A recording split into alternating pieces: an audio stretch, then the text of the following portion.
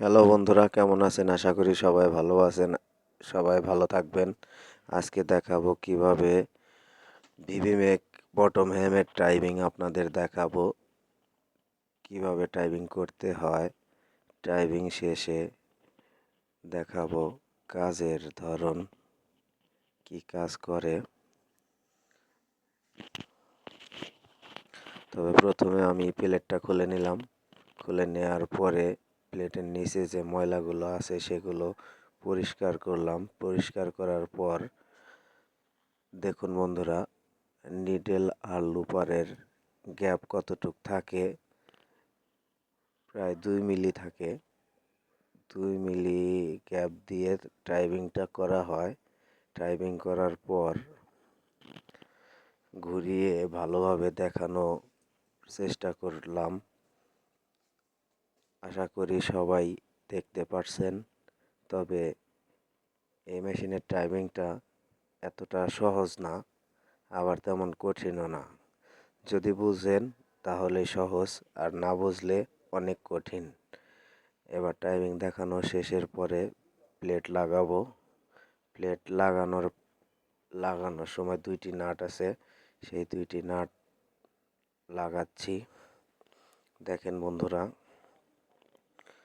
2টি নাট লাগিয়ে প্লেটের যে ছিদ্রটা আছে সেটা পজিশন করতে হবে। পজিশন করার পর নাটটা ভালোভাবে টাইট দিতে হবে। টাইট দেওয়ার পর এখন প্রসেসিং করা লাগবে। প্রসেসিং বলতে এখন যে কাজটা হয় সেই কাজের সেলাই দিতে হবে। সেলাইটা দেখা যাক কতটা স্বচ্ছ হয়েছে, সে ব্যাপারে আপনাদের দেখাবো কাজ করে যে সেলাইটা কেমন আছে।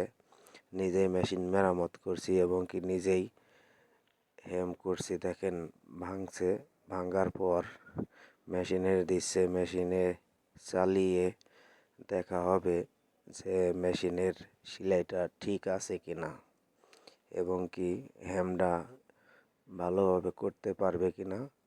সেই জন্য আমি নিজেই একটা বডি নিয়ে চালিয়ে দেখছি। দেখেন বন্ধুরা কিভাবে স্মুথলি টানছে মেশিনে,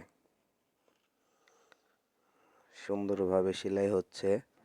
এখন সেলাইয়ের কোয়ালিটিটা, বডিটা শেষ করার পর আপনাদের কোয়ালিটিটা দেখানো হবে যে সেলাইয়ের কোয়ালিটি কীরকম আছে, ভালো কি মন্দ, সেটা আপনাদের দেখানো হবে।